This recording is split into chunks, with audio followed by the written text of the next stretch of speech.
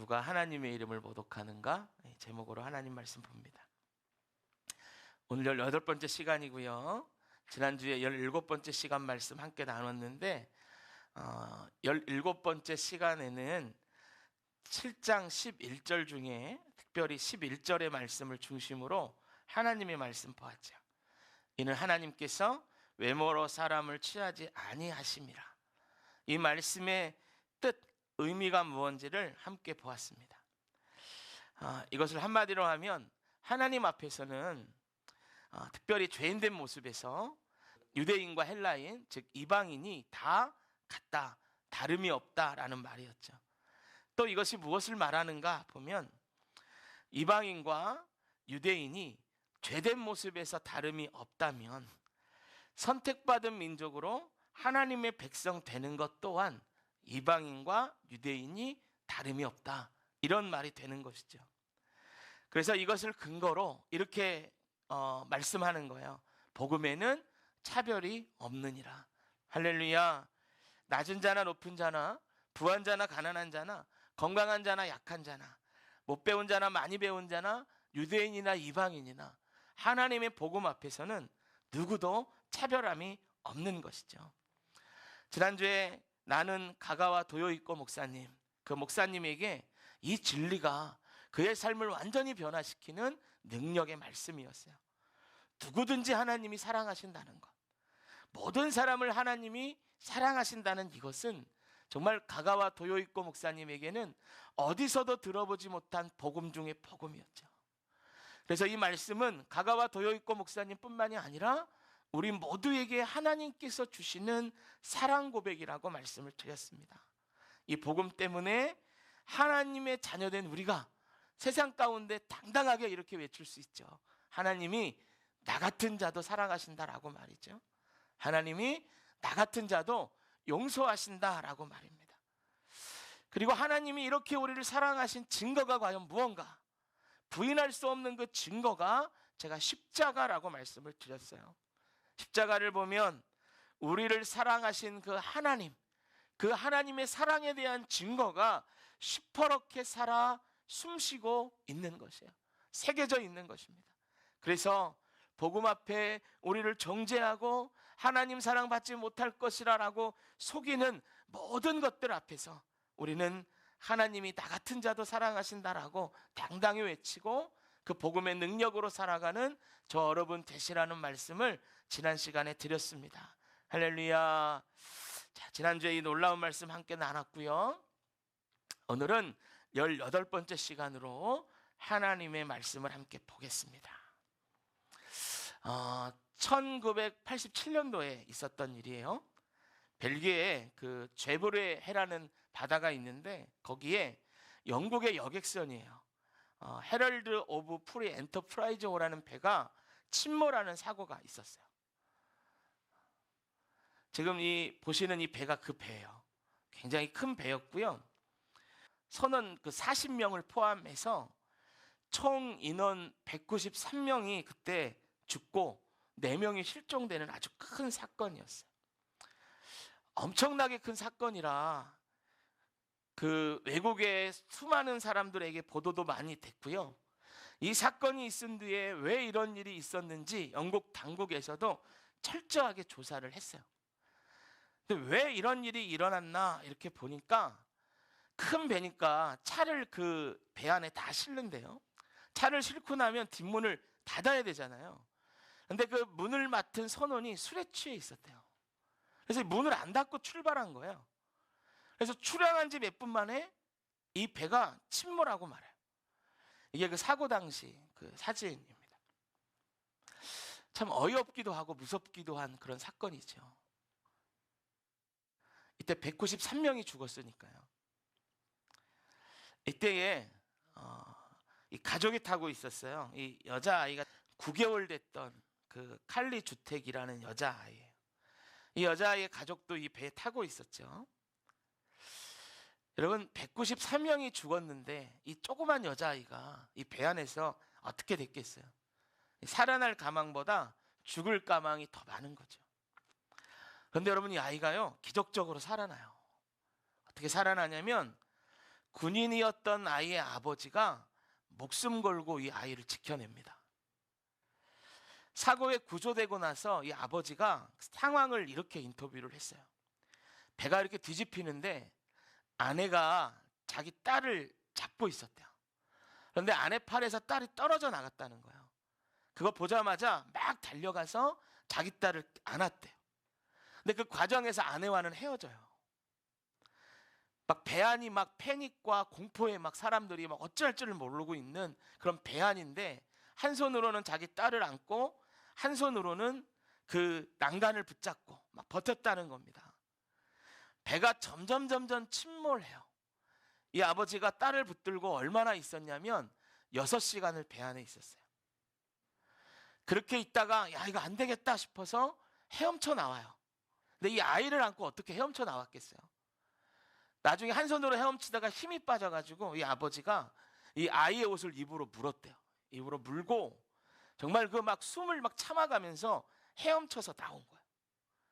정말 이 아버지가 목숨 걸고 구한 거죠.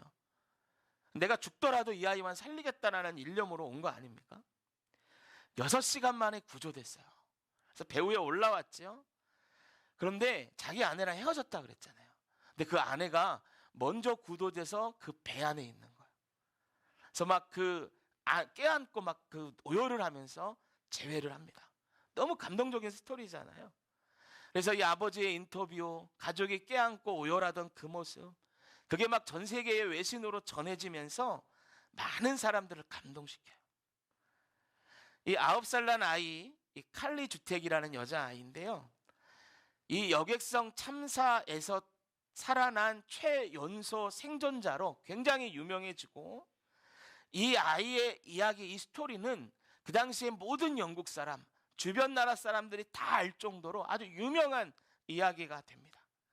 그리고 특별히 이 아버지와 이 아이의 고향에서는 이 가족이요 전설적인 인물이 되었다는 거예요.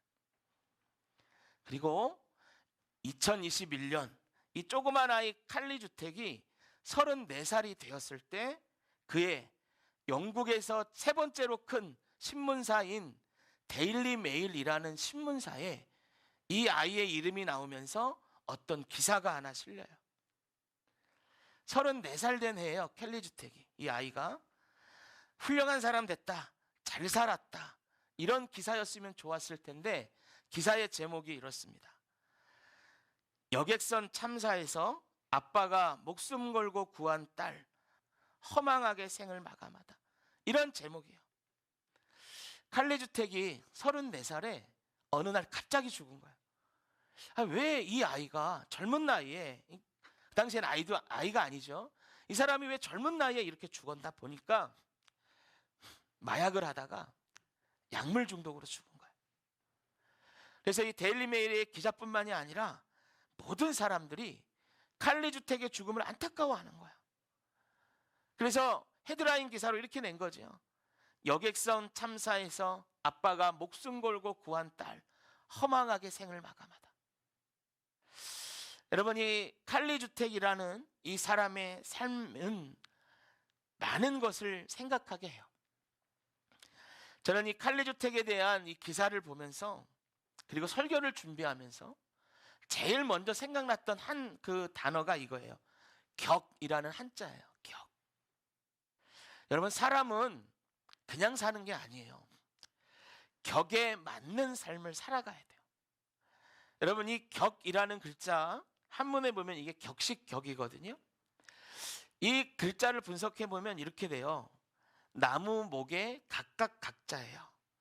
이 격식격은 나무가 종류별로 자라듯이 수준과 모양이 다 따로 있다라는 그런 뜻이에요. 수준과 모양이. 이게 격식격이라는 겁니다. 이게 사람에게 쓰면 이래요. 무슨 얘기냐면 사람에게는 사람에 따른 수준과 품격이 있다라는 뜻이에요.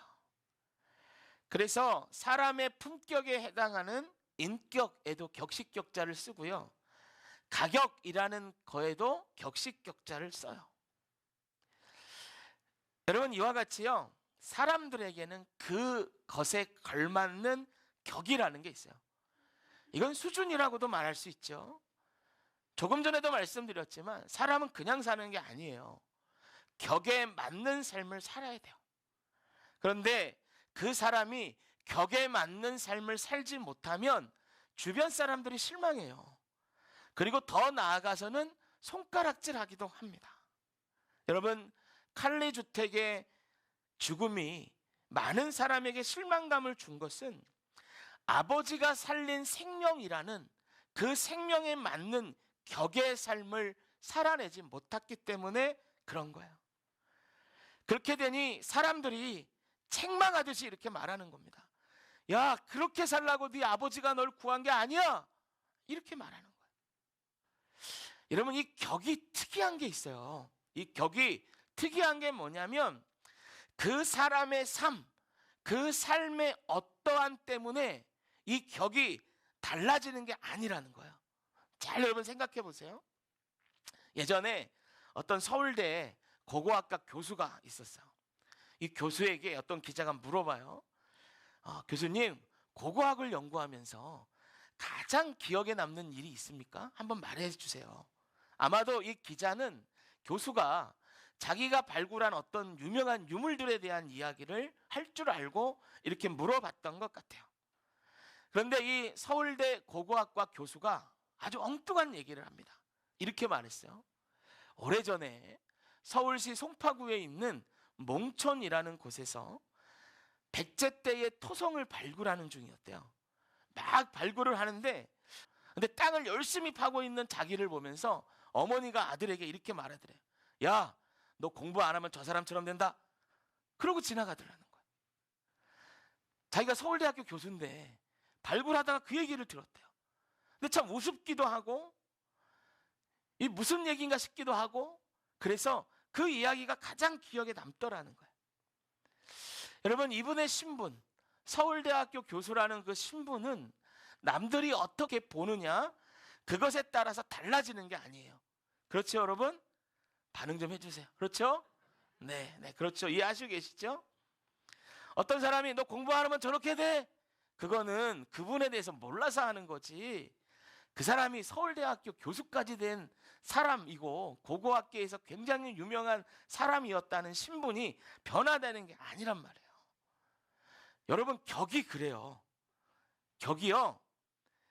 어떤 사람이 자신의 격에 못 미치는 삶을 살았다 해서 그 격이 변화되고 달라지는 게 아니에요. 대신에 그 격이 뭐가 되냐면 그 사람을 판단하는 기준이 됩니다. 여러분, 칼리 주택이 아무리 마약을 하고 정말 격에 미치지 못하는 삶을 살았다 그래서 그 격의 변화가 있는 게 아니고요. 나중에 너 그렇게 살라고 아버지가 구한 게 아니야 라고 할 때 보니까 그 격이 그 인생을 판단하는 기준이 되더라는 거예요. 여러분, 이걸 잘 이해하시고 우리 신앙생활을 한번 돌아보세요. 우리 신앙생활도 마찬가지예요. 우리는 하나님의 자녀로서 격에 맞는 삶을 살아야 하는 사람들이에요. 왜냐하면 우리가 예수 믿고 하나님의 자녀가 되었을 때 하나님께서는 당신의 자녀로 살아가야 할 마땅한 격을 우리에게 부여해 주셨기 때문에 그래요. 그런 우리가 격에 맞지 않는 삶을 살게 되면 세상 사람들이 손가락질해요. 실망해요. 왜냐하면 그 격이 우리 삶의 평가의 기준이기 때문에 그래요. 다른 걸로 우리가 평가되는 게 아니에요. 다시 한번 말씀드립니다. 격은 나의 어떠함 때문에 변화되는 게 아니고 그 격이 평가의 기준이 되는 거예요. 여러분, 우리가 본문을 읽었습니다. 유대인들의 삶이 적나라하게 나왔어요. 제가 오늘 본문을 우리말 성경으로 한번 읽어드릴게요. 그대는 자칭 유대인이라고 하고 율법을 의지하고 하나님을 자랑하고 율법의 가르침을 받아 하나님의 뜻을 알고 지극히 선한 것을 분간할 줄 압니다. 그리고 그대는 스스로 눈먼 사람의 안내자요 어둠 속에 있는 사람들의 빛이요 어리석은 자의 교사요 어린 아이의 선생이라고 믿고 있습니다. 이는 그대가 율법의 지식과 진리의 교훈을 갖고 있기 때문입니다. 그렇다면 남을 가르치는 그대가 왜 자신은 가르치지 않습니까? 도둑질하지 말라고 선포하는 그대가 왜 도둑질합니까? 간음하지 말라고 말하는 그대가 왜 간음합니까? 우상이라면 질색하는 그대가 왜 신전의 물건을 훔칩니까? 율법을 자랑하는 그대가 왜 율법을 어기고 하나님을 욕되게 합니까? 기록되기를 하나님의 이름이 너희로 인하여 이방 사람들 사이에서 모욕을 당하는구나 라고 한 것과 같습니다. 여러분, 이 유대인들의 삶, 기록되었던 유대인들의 삶 어떻습니까? 하나님의 자녀로서 하나님이 부여해 주신 격에 맞는 삶이었습니까? 맞지 않는 삶이었습니까? 어느 삶이었어요, 여러분? 격에 맞지 않는 삶이었어요. 이렇게 하나님의 자녀가 격에 맞지 않게 살 때에 더 심각한 게 뭐냐? 이것이에요. 그 사람과 더불어 손가락질 받는 분이 있다는 거예요. 오늘 말씀의 표현, 단어 그대로 모욕당하시는 분이 있다는 거예요. 그분이 누굽니까? 우리 하나님이요, 여러분. 왜? 그 격을 그들에게 부여하신 분이 하나님이기 때문에 그래요. 이것은요, 자녀가 잘못하면 부모가 욕먹는 것과 똑같은 이치입니다. 유대인들 그 자신들도요, 자신들에게는 하나님이 부여하신 이방인들과 다른 격이 있다는 걸 알고 있었어요. 그래서 자기의 삶을 자랑했단 말이에요. 이렇게 자랑했어요. 나 유대인이야. 이렇게 자랑했어요. 나 율법을 가르치는 사람이야. 나 성경을 몇 번 읽었어. 나는 선한 것과 악한 것을 분간할 줄 알아. 나는 말이야, 눈먼 사람의 안내자야. 어둠 속에 있는 사람의 빛이야. 어리석은 자의 교사고 어린아이의 선생이야. 자랑했단 말이에요. 그런데 문제가 있어요. 격을 자랑만 했지 격에 맞는 삶을 살지는 않았어요. 신분에 걸맞는 삶을 살고자 노력하지 않았어요. 그랬더니 여러분, 어떻게 됩니까? 하나님의 이름이 다른 누구도 아닌 하나님의 백성이라고 일컫는 유대인으로 인하여 이방 사람들 사이에서 모욕당하는 지경까지 가더라는 것입니다. 왜? 격에 맞지 않는 그들의 그 삶 때문에 말이에요.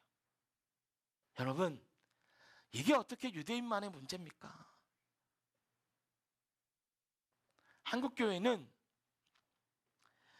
하나님의 축복은 잘 가르쳤지만 하나님의 자녀로 사는 격의 삶을 잘 가르치지는 못했어요. 듣는 우리도, 가르치는 저도 마찬가지고, 축복에 대한 말씀은 아멘 아멘 하지만 격에 맞는 삶을 어떻게 살아야 할지를 배워도 거기서 끝나고 실천하지 못했어요. 그렇게 되었더니 오늘 24절의 말씀이 그대로 이루어지더라는 거예요. 하나님 백성이라고 일컫는 그들 때문에 하나님의 이름이 믿지 않는 사람들 사이에서 모욕을 당하더라는 거예요. 이것은 여러분 정말 우리가 통탄할 일입니다. 자다가도 깨어 가슴을 쳐야 되는 일이에요. 제가 청년 때 TV를 통해서 본 한 장면이 있는데 그 장면이 안 잊혀지거든요. PD수첩 같은 그런 시사고발 프로그램에서 본 거예요. 어떤 사건이 나왔냐면, 도시를 재개발하잖아요. 그러면 주변에 있는 그 도시의 개척교회로 이 브로커라는 사람이 가더군요. 그래서 개척교회 목사님들한테 말하는 거예요. 저기 재개발하는 도시에 그냥 간판만 달아도 되니까 서류상으로 교회 개척했다고만 하면 보상금을 타먹을 수 있다. 같이 우리 보상금을 타먹자. 이런 걸 하는 게 브로커가 따로 있더라고 보니까. 그러면서 그런 이제 일들이 있으니까 이 시사 고발 프로그램에서 PD가 추적하면서 이제 취재를 하는 거예요. 그래서 자기가 개척교회 목사인 척하면서 카메라를 두고 브로커를 만나요. 그래서 어떻게 이 보상금을 타먹을 수 있냐고 물어보니까 이 사람이 자랑하듯이 막 얘기해요. 자기의 이런 노하우가 막 있대요. 그래서 서류를 어떻게 꾸미고 어떻게 해서 개척한 척하고 동사무소에 어떻게 신고하고 자기가 다 알아서 해준대. 그러면서 이 일이 되면 나한테 얼마를 헌금해 주세요, 이렇게 얘기해요. 너무 화가 나더라고. 아니 어떻게 거기에 헌금이라는 말을 붙이냔 말이에요. 아니 어떻게 거기에 헌금이라는 말을 붙여. 제가 청년 때인데 너무 화가 나요. 그거 보면서 막 감히. 근데 진짜 화가 나는 건 그 다음 장면이에요. 기자가 자기를 밝히면서 이거 불법 아니냐, 아니 당신이 신앙인이라고 그러면서 어떻게 그러냐. 그러니까 이 사람이 갑자기 상자를 꺼내더니 테이블 위에다 놔요. 열으니까 색소폰이 나와요. 근데 갑자기 그걸 막 불어. 이렇게 막 찬송가를 막 불어. 그랬더니 뭐라 그러냐면, 나 이거 배워보지도 않았는데 하나님이 지혜를 주셔서 이걸 불게 됐대. 제가 그걸 보면서 저 사람 미친 사람인가? 정상이 아닌가? 이런 생각이 막 드는 거예요.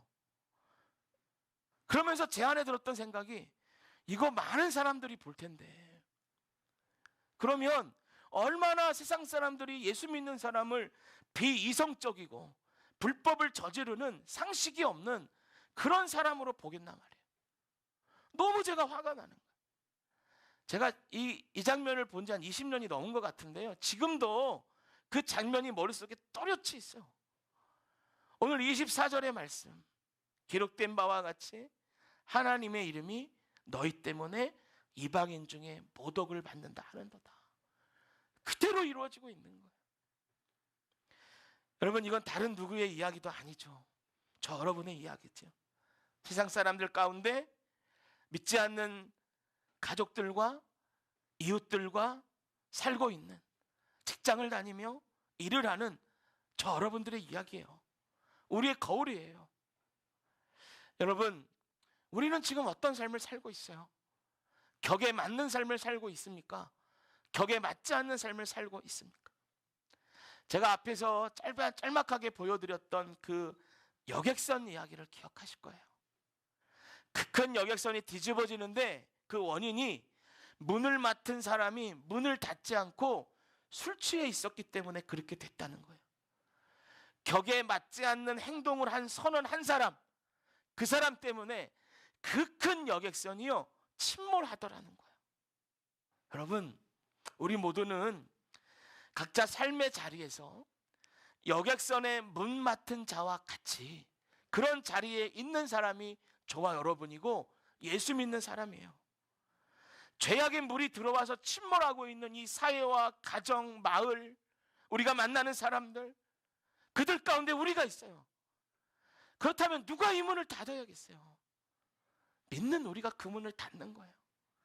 여러분, 격에 맞지 않는 한 사람이 그 배를 침몰시켰다면 격에 맞는 삶을 사는 한 사람이 우리 가정을, 우리 사회를, 우리 마을을 구원할 수도 있는 겁니다.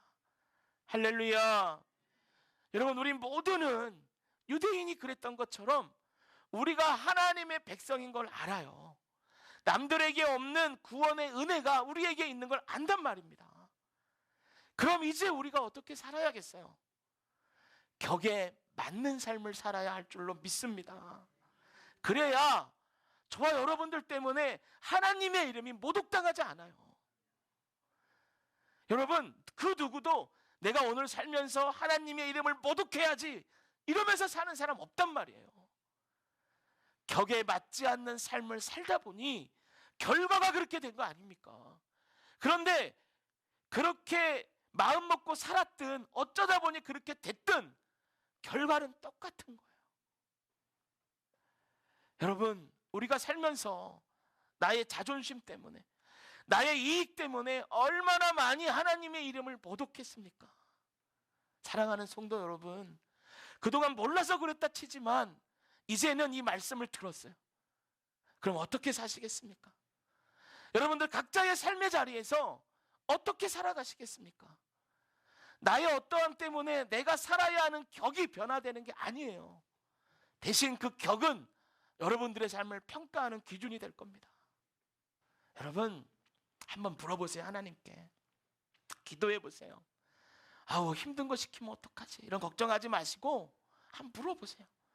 하나님, 내 삶의 자리에서, 내 가정에서, 교회에서 내가 하나님의 자녀로 격에 맞는 삶을 사는 행함은 무엇입니까? 한번 물어보세요, 여러분. 어떤 사람에겐 용서를 말할 수도 있겠죠. 어떤 사람은 용납을 말할 수도 있겠고, 어떤 사람에게는 사랑을, 또 순종을, 이해를, 손해봄을 말할 수도 있어요. 그러면 그것에 순종하는 삶을 사는 겁니다. 할렐루야. 크게 한번 아멘 합시다. 할렐루야. 여러분, 그 순종이 우리로 하여금 하나님의 자녀로서의 격에 맞는 삶을 살게 하여 줄 줄로 믿습니다. 죄악의 파도를 향하여 문이 활짝 열어서 얼마든지 침몰할 수 있는 우리 삶의 자리가 우리 한 사람의 격에 맞는 삶을 통하여 구원받게 될 것입니다. 우리를 통하여 하나님의 이름이 그렇게 영광받게 될 줄로 믿습니다. 할렐루야. 여러분, 더 이상 우리 주변에서는 나 때문에 하나님의 이름이 모욕받는 일은 없게 하는 저 여러분 되시기를 축복합니다. 오늘 성경, 오늘 본문의 제목, 설교의 제목, 누가 하나님의 이름을 모욕하는가? 여러분, 더 이상 저와 여러분들은, 우리 주변은 하나님의 이름이 모욕받는 일이 없도록 하나님의 자녀로 격에 맞는 삶을 살고 하나님의 이름을 영광스럽게 살아가는 저 여러분 다 되시기를 주님의 이름으로 축복합니다. 축복합니다. 축복합니다. 할렐루야. 잠깐 우리 기도하겠습니다.